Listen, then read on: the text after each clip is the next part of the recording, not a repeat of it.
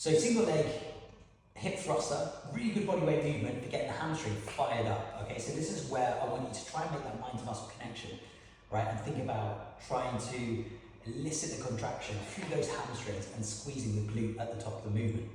So we're also going to add a bumper plate here. You could, add something like a smaller bench or a step to create more of a deficit. So that means that we can drop our hips down lower to the floor, create more range of motion, and to make the movement a little bit more challenging.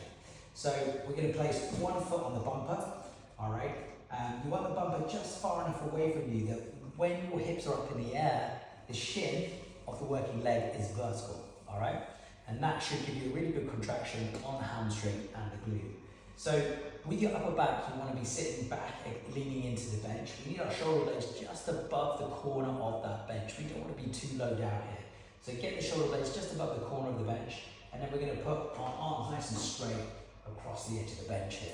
The other leg, we're just going to lift it up into the air, pull the knee into your chest, and then from there, we're going to make sure that your rib cage is in nice and tight. So pull the rib cage in, pull your abs in nice and tight, and then we're ready to go. We're going to drive all of the weight through the heel of the working leg, thrust the hips up into the air, try and squeeze your glute at the top of that movement. So give yourself a second to do that. Pause at the top, flex the hamstring, control all the way down as we hinge at the hip, and then drive back up.